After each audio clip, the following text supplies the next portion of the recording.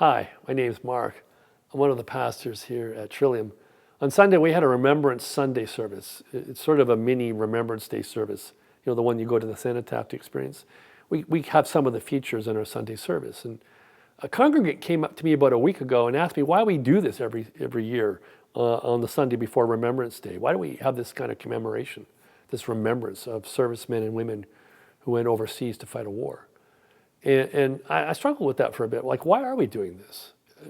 And I asked the congregation on Sunday, why are we remembering these people? Like, what's this all about? And we got various answers, and they were interesting. Ancient people would have had a very simple response to that question. Why are we remembering? See, in ancient thinking, remembrance is always expressed in its highest form in imitation. We remember in order to imitate those values or characteristics in our own lives today. And we remember on Remembrance Sunday these servicemen and women who went and put it all on the line in order to guide us in how to live our lives today. That's why we do it. That's the only real reason to do it, it seems to me. I think the ancients were right. And that got me thinking about the values that we're living out in our lives today. I was reading an article that said the two primary values that drive North American culture are hedonism and personal autonomy. Hedonism is this pursuit of pleasure. It's these two paramount values. Hedonism is this paramount value to find pleasure in life, constantly find pleasure, and to sort of move away from pain. And there's a whole branch of what's called ethical hedonism that says that pleasure has the only worth for us, the only value, in pain is a form of, or displeasure is a form of almost anti-values. And we move towards pleasure and we move away from pain, and that sort of determines or drives our life. And I see it around me all the time. I see it in just simple ways about how that when we have a headache, we automatically reach for the pain medication so that we don't have to endure the pain anymore. I see it in the ways that we, in a sense, the kind of efforts we put into things and we don't. It just seems so obvious to me. I won't even really go into it too much. But the personal autonomy is the other value that seems to drive our culture. And personal autonomy is the capacity to decide for yourself what you're going to do in any given moment. Sometimes irrespective of more moral claims. And it's that capacity, for instance, to decide whether you're going to do this or do that. And we see it all over our culture today. That whole debate years ago about Sunday shopping was really a question of personal autonomy. I should have the capacity to decide for myself whether I shop on Sundays or not. And the storekeeper could say, I should have the capacity to decide for myself whether I open my store or not.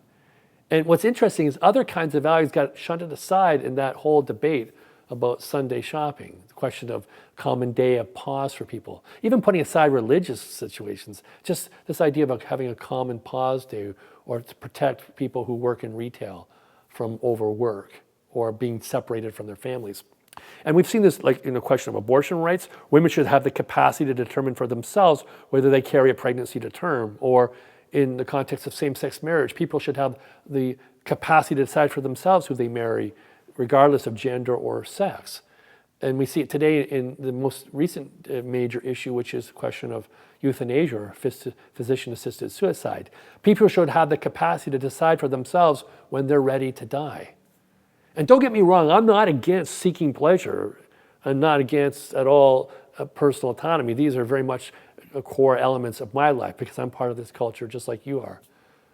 But when you go back and you look at the servicemen and women who fought in the war, what we're remembering and the character of life, it seems in so many ways it's the anti-hedonistic lifestyle. It's the anti-personal autonomy lifestyle. And, in some sense, people had to put aside their desire or pursuit of pleasure in order to find a way of moving through pain to bring about a resolution of a great struggle against fascism.